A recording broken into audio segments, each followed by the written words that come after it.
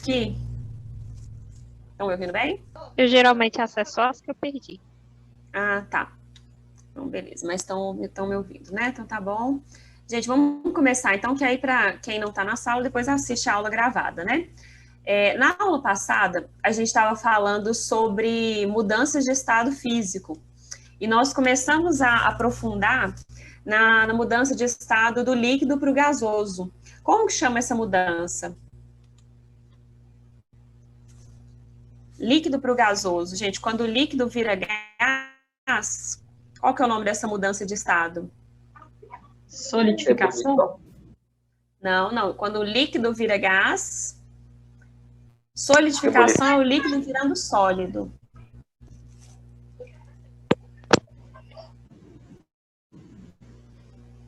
Quem falou aí? Alguém já falou aí? Falou ebulição? Eu falei. Na Eu achei que verdade, meu microfone estava na estragado. verdade não é. Tá. Na verdade, ebulição é um tipo Liquefação. de mudança, tá? Não, liquefação é quando é o caminho contrário, quando o gás vira líquido, tá? Quando o líquido vira gás, nós temos a vaporização. É vaporização, tá, gente? Formando vapor aqui, ó. Vaporização. Passagem do estado líquido para o estado gasoso. E essa vaporização pode acontecer de três maneiras. A primeira delas é a evaporação, que a gente viu semana passada, né? Vamos relembrar aqui, ó, evaporação. Se eu tiver aqui dois recipientes com água, tá? O mesmo volume de água. Um tá numa bacia. E aqui nós temos 100, vamos pensar aqui, 400 ml de água. E esses mesmos 400 ml de água também estão numa jarra. 400 ml de água. Onde a taxa de evaporação é maior? É aqui no 1 ou no 2? É o mesmo volume de água. Onde que a evaporação acontece de maneira mais rápida, gente? No 1 ou no 2 e por quê? Alguém falou aqui no chat. Não consigo ler. Eu acho que o chat não aparece para mim quando eu estou compartilhando, gente. Quem pode me falar aí? O que vocês falaram no chat?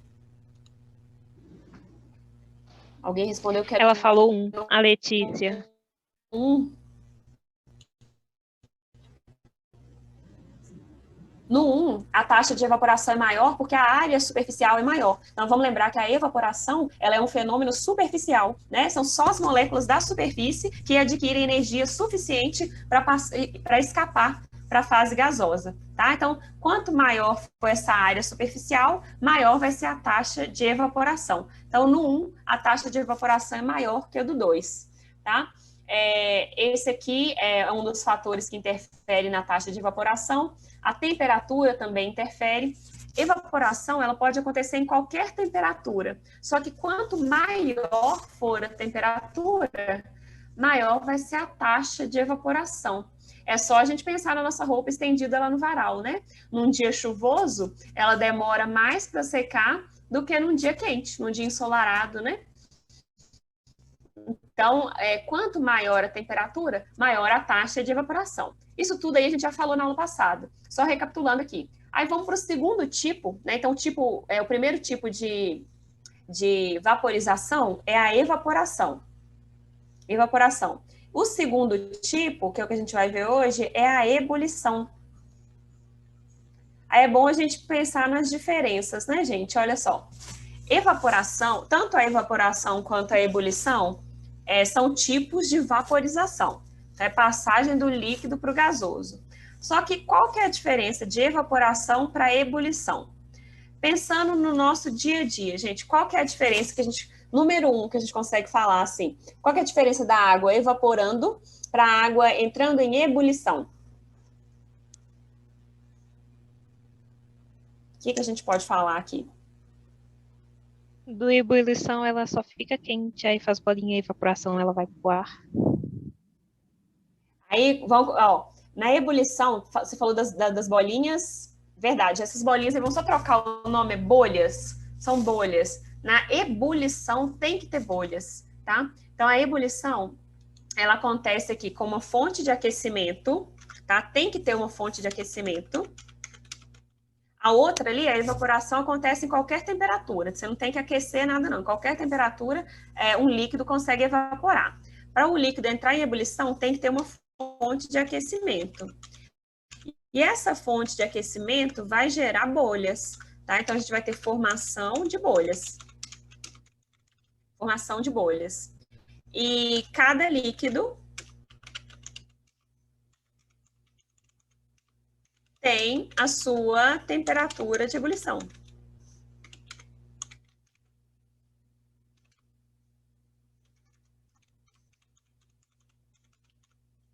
Cada líquido tem a sua temperatura de ebulição.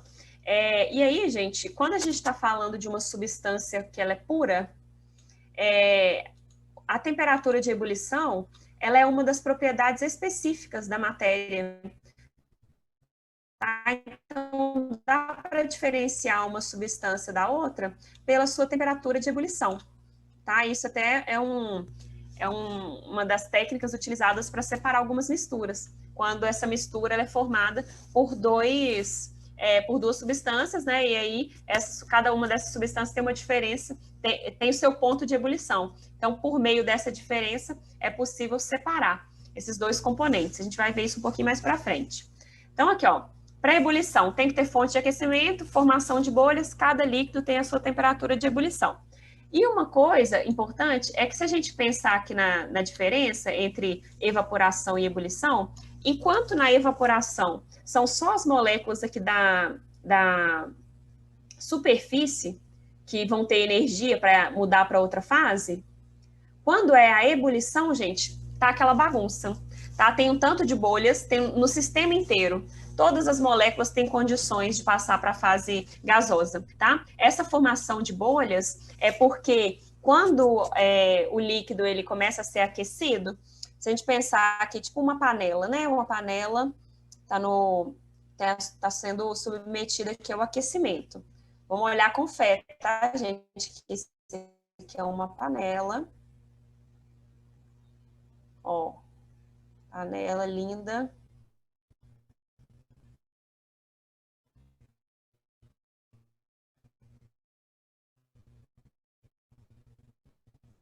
Aí a gente colocou lá na chama, no fogão. Vocês estão me ouvindo bem? Ou tá travando?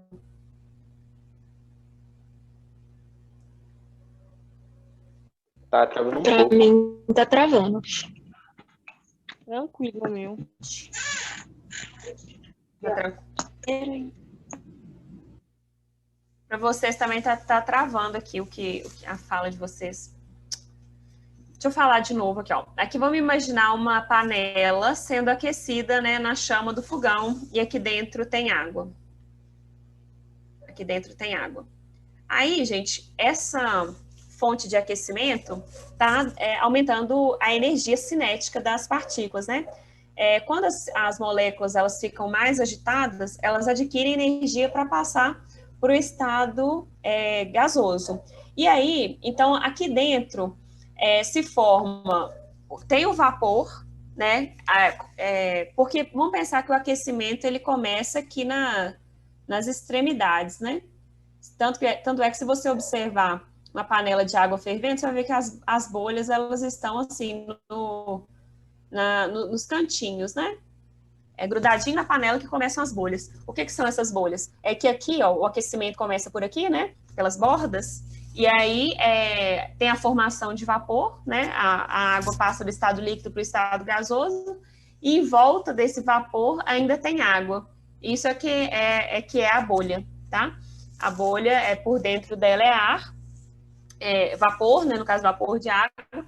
E do lado de fora ainda é o líquido. Mas essas bolhas, com o passar do tempo, elas vão se formando no recipiente todo. Então, ebulição tem que ter bolha, tá, gente? Aí, é importante a gente entender a relação que a pressão tem com a temperatura de ebulição.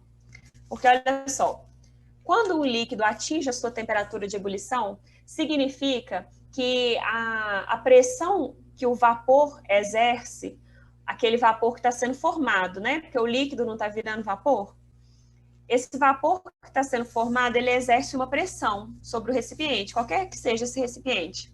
Então, a temperatura de ebulição é a temperatura em que a pressão de vapor do líquido se iguala à pressão atmosférica, tá? Então, vamos pensar aqui, ó, que é como se fosse assim. Essa mesma panela, ou vou colocar um outro recipiente aqui, tá? É a ideia de pressão que a gente pensou na aula passada, tá? É como se a pressão atmosférica fosse uma barreira para o líquido vencer e poder passar para a fase gasosa, tá? Então, vamos pensar aqui situação 1 e situação 2. Na situação 1, a gente tem dois pezinhos aqui por cima da água e eles exercem uma pressão, né? Sobre o líquido, tá? Aqui, ó. Tem dois pezinhos. E eles exercem uma pressão. Só para representar o que é essa pressão. Do outro lado, nós temos o mesmo líquido, mas sobre ele tem três pezinhos.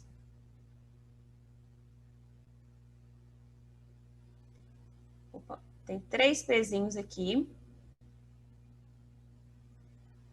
Olha só.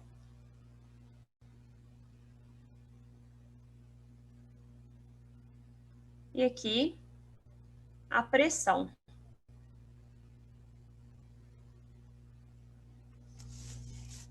E aí, gente, olhando para esses dois sistemas aqui, olha, o sistema 1 e o sistema 2. Sistema 1 e sistema 2. É o mesmo líquido nos dois, tá? Eu quero saber em qual dos dois que a temperatura de ebulição é maior. E por quê?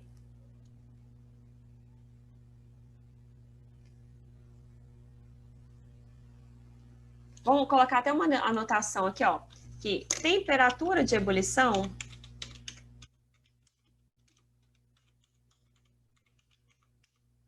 é a temperatura em que a pressão de vapor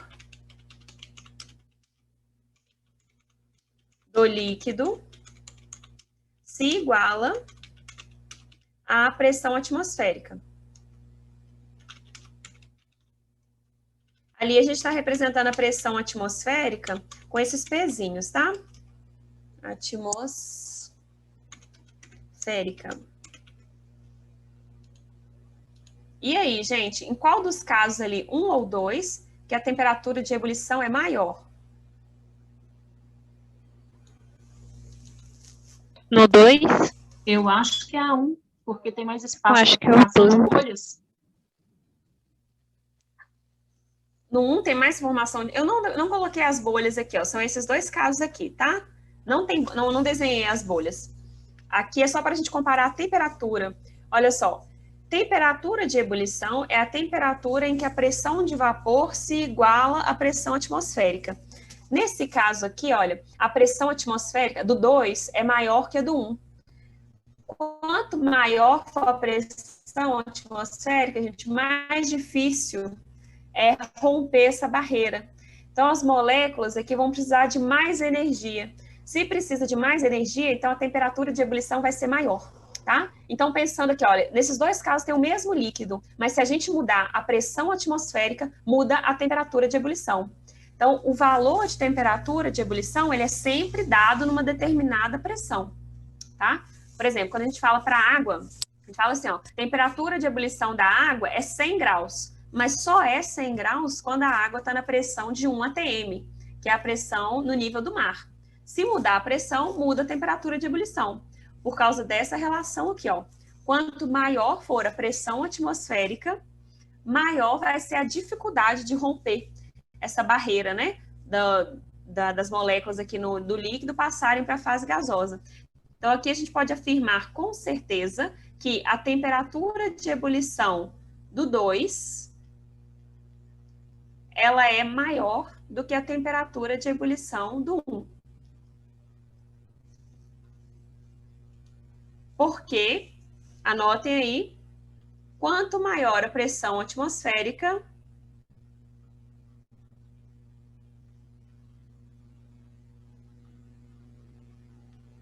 quanto maior a pressão atmosférica,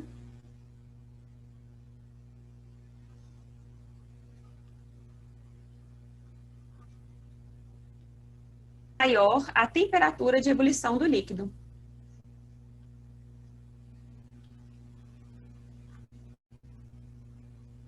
Maior a temperatura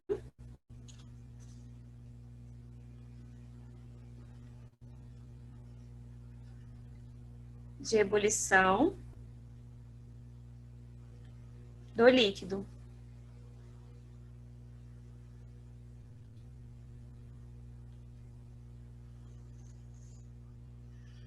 Anotem isso daí, por favor, gente. Quanto maior a pressão atmosférica, maior a temperatura de ebulição do líquido, tá?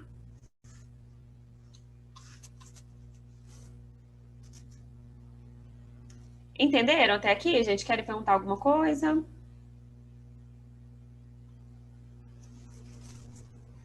Vamos aproveitar, gente. Hoje está vazia a aula, vamos participar. Vocês estão conseguindo acompanhar? Professora, deu um apagão aqui no morro e a internet, todo mundo caiu, até o meu Wi-Fi. Eu estou usando a minha internet 4G. Todo mundo saiu da aula. Ixi. Olha aí para você ver. Só tem 4 participantes. Pois é, eu acho que minha internet não vai aguentar. Tem que ver se o Wi-Fi vai voltar. O que a gente faz? A gente espera, hein? Letícia, Leidiane também, então assim? Não, a minha tá tranquila. Voltaram 2 pessoas agora. Voltando aos poucos beleza. também. Não, que bom. Vou esperar um pouquinho para a gente não perder, né? A luz caiu aqui. Tinha quantas pessoas antes? Porque teve uma explosão aqui, aí tá sem energia alguns lugares. Aqui já... A Luana estava falando. Vamos esperar aqui, ver se o pessoal volta. Tinha mais gente? Eu não tinha contado antes, não sei quantas pessoas tinham. Também não tinha reparado quantas pessoas tinha. Enquanto isso, vão anotando aí, por favor. Deixa eu ver se o pessoal mandou alguma coisa aqui no grupo.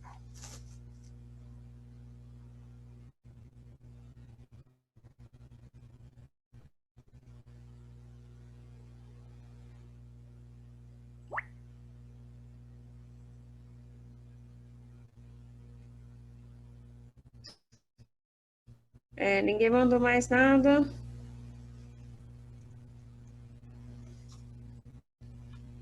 Vocês conseguiram anotar até aí, gente? Somos 7 agora.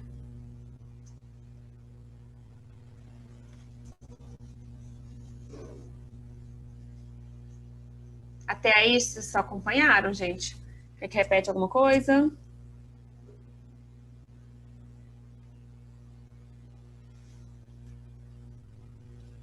Gente, não me deixe falando sozinha, não.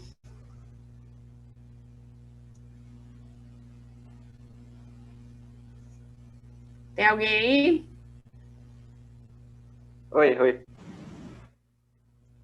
Deu para acompanhar até aqui? Gente, já anotaram? Posso descer aqui o quadro? Para mim pode. Pode. Então, o que é importante? Então beleza. O que é importante até agora? Ó, ebulição tem que ter bolhas, tá? E qual que é a influência que a pressão exerce na temperatura de ebulição? Quanto maior a pressão atmosférica, significa que vai ter uma barreira maior sobre o líquido, né? Vai ser mais difícil romper essa barreira. Então, as moléculas precisam de mais energia. Quanto maior a pressão atmosférica, então, maior vai ser a temperatura de ebulição, tá? Aí, vamos pensar aqui, então, eu vou colocar 2 casos aqui, e aí vocês vão falar com relação à temperatura de ebulição da água. Professora. Vamos pensar aqui, ó. Professora.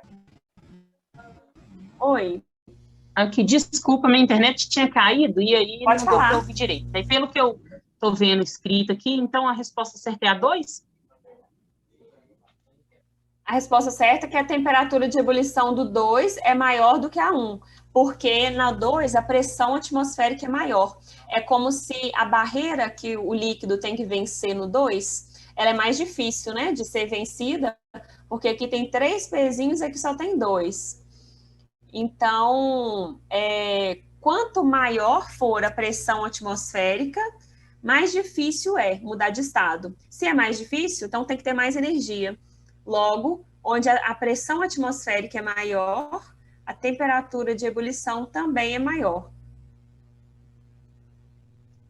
Gente, Beleza. eu tô com um pauzinho de internet aqui. Tô achando que vocês estão me entendendo? Tô com medo de estar tudo travado aqui. Nossa, a internet está ruim demais. Eu Tem hora que dá pra entender agora. normal, mas aí tem momento que começa a travar um pouquinho. Pessoal, se cair aqui, eu volto.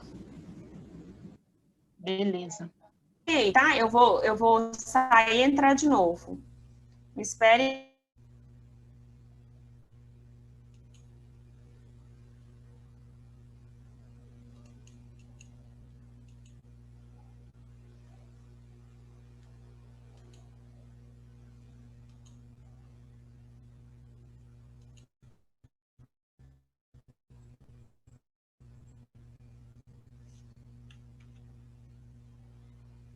Então, eu tenho que passar um host para alguém. Vou só tentar mudar a rede.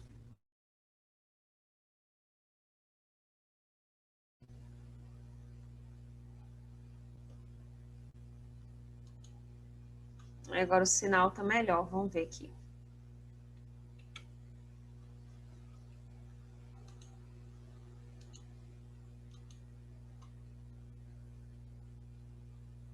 E aí, gente, estão me ouvindo? Sem falha? Sim, agora parece que tá normal. Tá, então beleza. Então, qual que é a relação que existe entre pressão e a temperatura de ebulição? Gente, quanto maior for a pressão atmosférica, maior vai ser a temperatura de ebulição de um determinado líquido, tá? Porque a barreira para vencer, ela é maior.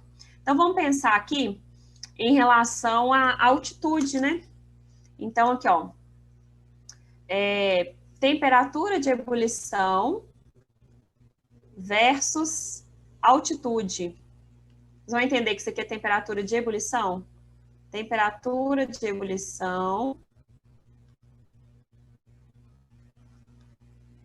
versus altitude. Será que a altitude interfere na temperatura de ebulição, hein? Vamos pensar aqui, ó. Que a gente já viu que a pressão interfere, né? E a altitude, será que tem relação? Olha só. Vamos pensar aqui. Ó, alguém mandou alguma coisa no chat. O que vocês falaram aí, gente? Alguém pode ler para mim, por favor? Porque eu não consigo ver. Acho que foi só pra você, aqui não apareceu não. Ah, é? Não consigo ler, gente, enquanto está compartilhando. Então, olha só, vamos pensar aqui num caso. Aqui é uma montanha, né? Aqui embaixo é o nível do mar. Aqui a gente tem a cidade, aqui embaixo, a cidade do Rio de Janeiro.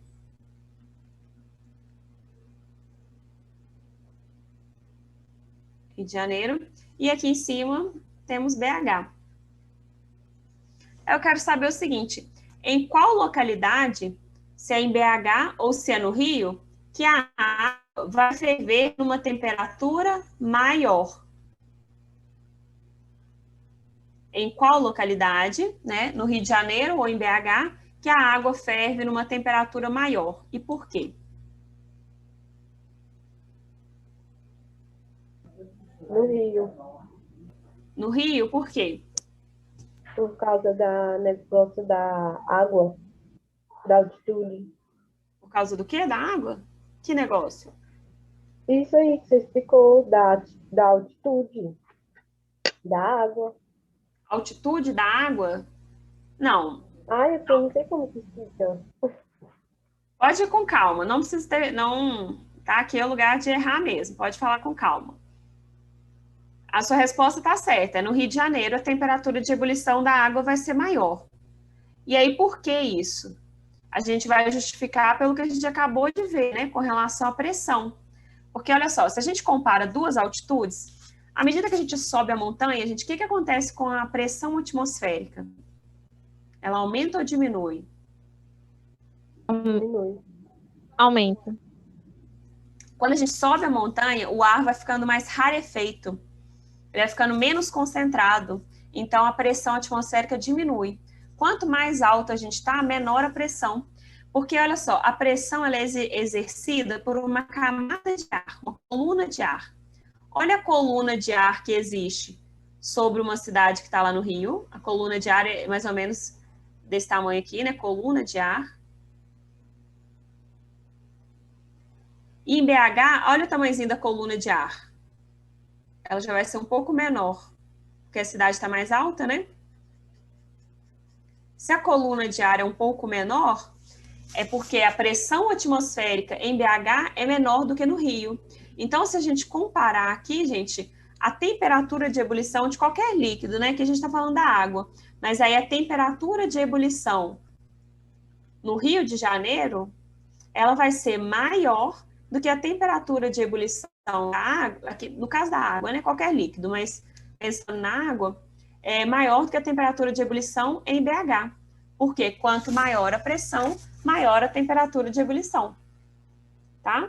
Então, quando a gente fala a temperatura de ebulição da água é 100 graus. É 100 graus lá no Rio, tá? 100 graus lá no Rio. Quando a gente chega aqui em BH, quando a gente coloca a água para ferver para fazer o café, essa água ela atinge aproximadamente 98 graus Celsius. Aí, gente, deixa eu contar para vocês minha primeira experiência frustrada na vida com química. Quando eu tive química pela primeira vez, né, antes era a 8ª série, né, hoje é o 9º ano, aí o professor falou isso, né, esse negócio é, se você ferver a água em casa, aproximadamente 98 graus. Aí eu cheguei em casa e quis conferir, né, coloquei a água para ferver e coloquei um termômetro lá dentro. Mas esse termômetro de medir febre, né? E aí, o que aconteceu? Esse termômetro, obviamente, não chega numa escala tão alta, né? Não chega num valor tão alto. Então, eu estraguei o termômetro, tá? Ele trincou, quebrou. E não sei se vocês sabem, né? Que dentro desse termômetro tem uma coluna de mercúrio. E aí, e o mercúrio é tóxico, né?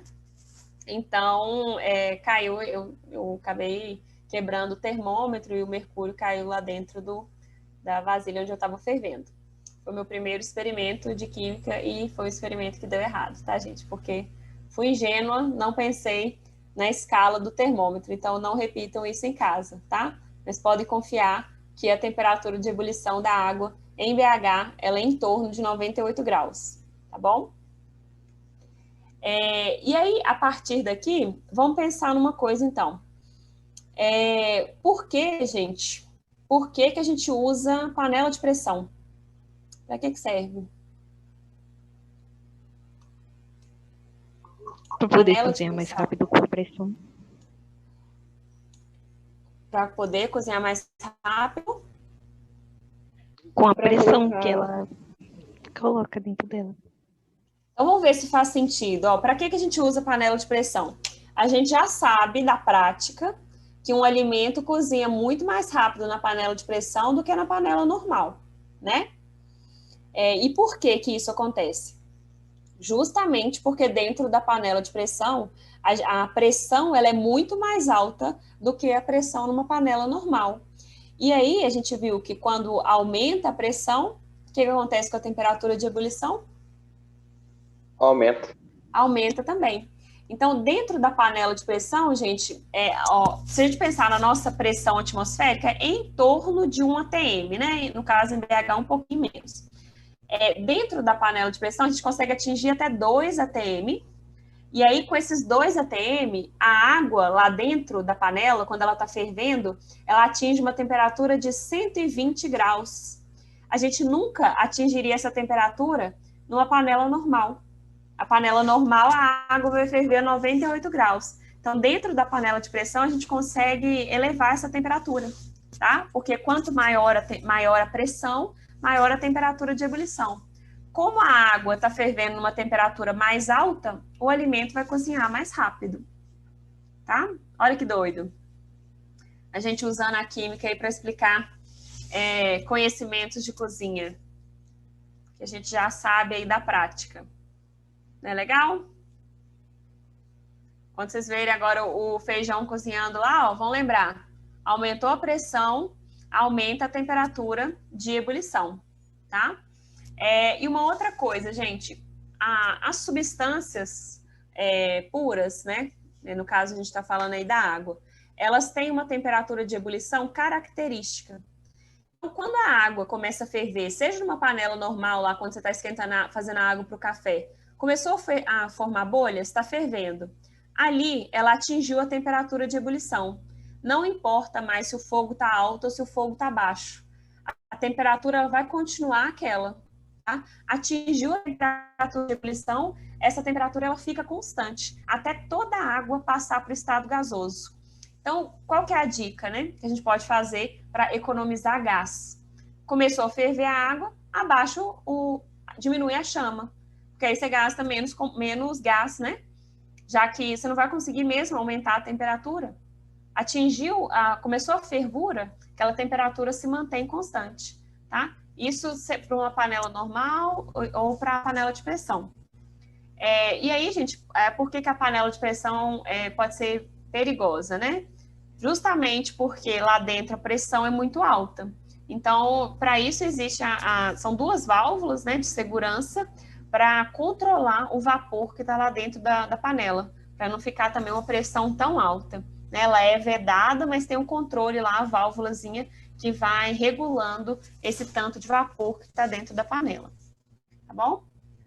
A gente usa panela de pressão, porque o aumento da pressão aumenta a temperatura de ebulição.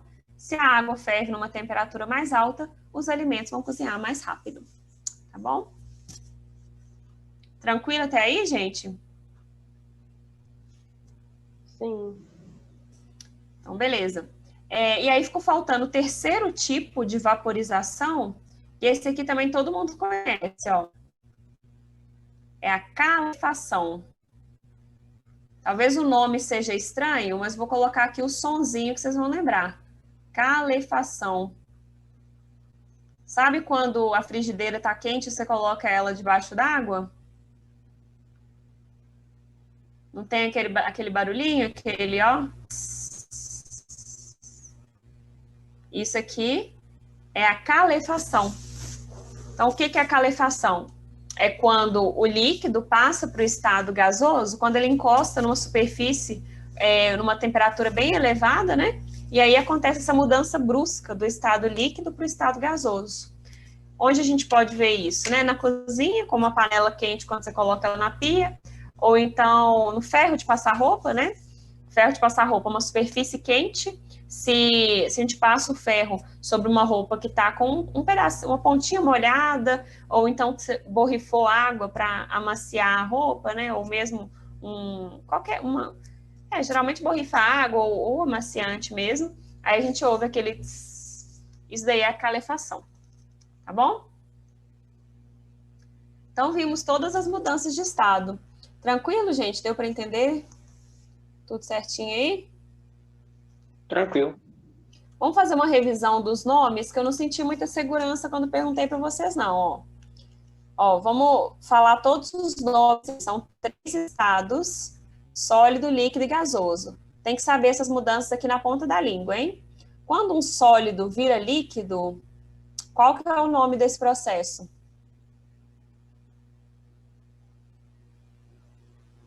Quando um sólido vira líquido? Fusão. Fusão.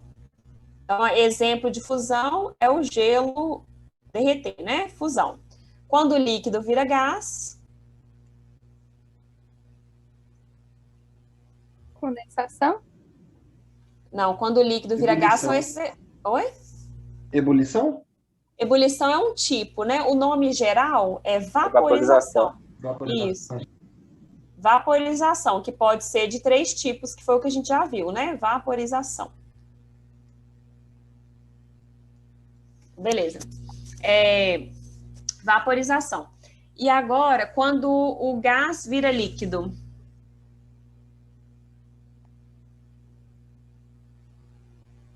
Condensação? Quando o Liquefação? gás vira... Aí vale os dois aqui, né? Condensação ou liquefação. Só que eles não são sinônimos, tá? Condensação é quando um vapor vira líquido e liquefação é quando um gás... Qual que é a diferença mesmo entre vapor e gás?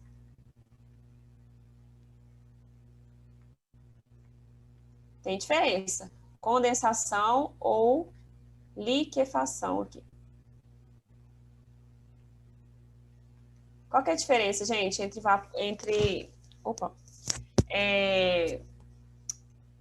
vapor e gás? Porque a condensação é quando o vapor vira líquido.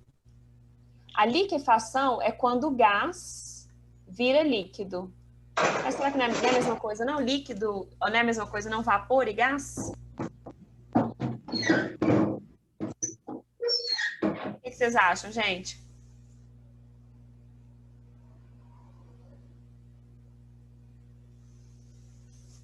Oi. Vapor e gás tem diferença? Tem. Eu acredito que o gás é quando ele já está no estado gasoso, e o Isso. vapor é quando ele está fazendo essa transição, assim. Vapor versus gás. O vapor, ele é uma substância que, nas condições ambientes, ela não está no estado gasoso. Tipo a água. A água, nas condições ambientes, ela é líquida. Mas, se você variar ou a pressão ou a temperatura, ela passa para o estado gasoso, né? Se você aquece a água, ela passa para o estado gasoso, então ela vira o vapor. Ou então, se você diminui a pressão, ela passa para o estado gasoso e vira vapor, tá? Aumenta a temperatura ou diminui a pressão e aí acontece essa mudança. Então, vapor é aquela substância que no estado, nas condições ambientes, ela é um líquido, tá? Mas tem condições desse líquido virar gás se a gente variar uma coisa ou a outra. Ou varia a pressão ou varia a temperatura. Agora, o gás, ele já nasceu gás. Ele é gás nas condições ambientes. Então, por exemplo, o oxigênio, né? Presente no ar que a gente respira. O oxigênio, ele é um gás nas condições ambientes. Tem como o oxigênio virar líquido? Não sei. Tem. Tem como o oxigênio virar líquido. E aí uma questão atual aí, né? Não é justamente a falta de oxigênio nos hospitais? O oxigênio hospitalar, ele é vendido nos cilindros, né? Não sei se vocês já tiveram oportunidade de ver em alguma reportagem. Ele é vendido nos cilindros, e nesse cilindro, o oxigênio, ele está no estado líquido. Como que eles conseguem fazer o oxigênio passar para o estado líquido? Aí tem que acontecer um processo chamado de liquefação. Para acontecer a liquefação, gente, para um gás virar líquido, tem que fazer duas alterações. Tem que ser as duas juntas, tá? Tem que resfriar esse gás, então você diminui muito a temperatura e aumenta muito a pressão, tá? Aumenta a pressão, diminui a temperatura, ao mesmo tempo faz essas duas coisas, aí o gás, que ele nasceu gás, a substância que nasceu no estado gasoso, ela passa para o estado líquido. O nome dessa mudança é liquefação. Liquefação. Tem que mudar, tem que mexer nas duas variáveis, na pressão e na temperatura. Agora, o vapor, ele é uma substância que, nas condições ambientes, ele já não era gás, ele era líquido, né? Então, para mudar, para fazer o vapor voltar a ser líquido, você tem que mexer numa coisa só. Ou diminui a temperatura, ou então aumenta a pressão. Uma coisa ou outra. Tá? Aí, para a gente não confundir, olha só, condensação é o que acontece, por exemplo, na formação das chuvas, né? Formação das nuvens, quer dizer, para depois virar chuva. Condensação, o vapor de água vira líquido. A água, nas condições ambientes, ela não é líquida. Então, a água, quando está no estado gasoso, ela é vapor, tá? Então, o vapor de água, quando ele condensa, ele forma lá as gotículas de água Quando o vapor de água condensa, ele forma as gotículas de água que ficam em suspensão, e é o que a gente vê, né, nas nuvens. As nuvens são essas gotinhas de água, já no estado líquido. É tipo o que acontece na panela quando você está cozinhando alguma coisa e tampa, sim? Isso, que aí tipo fica suado por cima, né? O vapor encosta Isso mesmo. O vapor encosta na superfície, aí ele passa para o estado líquido. Isso daí é condensação. Que é a mesma coisa quando a gente sopra assim, um espelho, e aí o espelho fica embaçado. Os óculos, né? Quando a gente, quem usa óculos aí tá usando máscara, sabe que os óculos fica tudo embaçado, né? É péssimo. Porque o vapor sai quente, encosta nos óculos, e aí essa redução de temperatura já é suficiente para fazer o vapor virar líquido. Isso aí é condensação. Condensação você tem que variar uma coisa só, tá? E aí o mais fácil a gente pensar é variar a temperatura, né? Se baixar a temperatura, o vapor vira líquido. Agora, a liquefação já é um processo que demanda duas mudanças, de pressão e de temperatura. Aí é só a gente lembrar do gás de cozinha. O gás de cozinha é o GLP.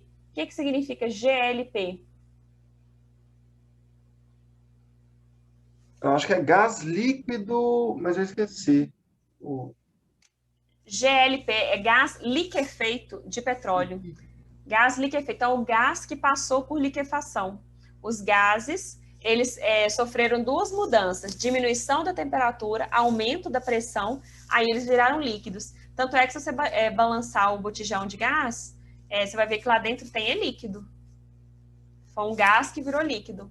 O nome desse processo é liquefação. Tá? Aí, para não confundir condensação com liquefação, lembra da sigla, ó, gás liquefeito de petróleo. Então gás sofre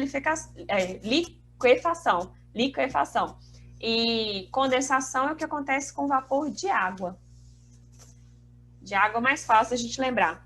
Mas, por exemplo, vapor de mercúrio também. O líquido, o mercúrio nas condições ambientes, ele é líquido. E aí ele pode sofrer condensação e virar um vapor de mercúrio. E essa outra mudança aqui, gente, do líquido para o sólido. Como que chama? Solidificação. Solidificação, muito bem. Formação do gelo é um exemplo, né? Solidificação. E aí a gente tem aqui, ó, a mudança que vai direto do sólido para o gasoso e também do gasoso para o sólido. Quando acontece essa mudança direto, gente, entre o sólido e o gasoso, sem passar pelo líquido, qual que é o nome dessa mudança?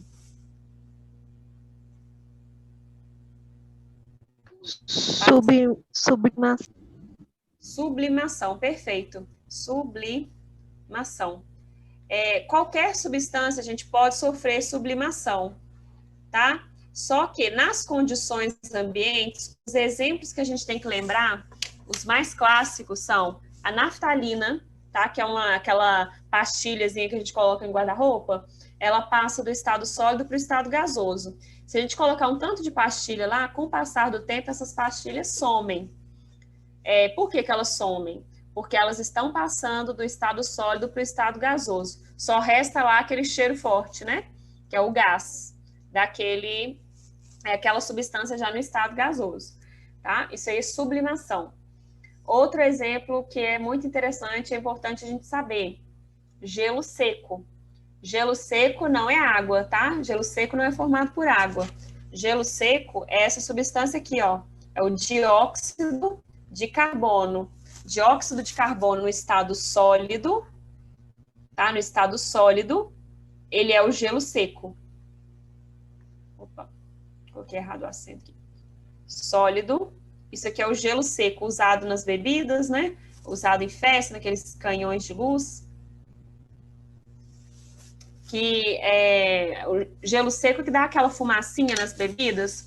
Mas aí, cuidado, tá? Que aquela fumacinha não é gás carbônico, não. Aquela fumacinha é o vapor de água que, ao encostar na superfície mais fria ali do gelo seco, né? Que é o o CO2 no estado sólido, esse vapor de água presente no ar, ele sofre condensação. É o que a gente consegue ver da fumacinha, tá? É o vapor de água que condensou, são gotículas de água. Fumacinha, aquela fumacinha branca ali é água. Bom? Tranquilo, gente? Relembraram aí todas as mudanças? Vou pedir a Marina para trazer mais exercícios para vocês, tá? Na próxima monitoria. Quem puder participar, por favor, participem.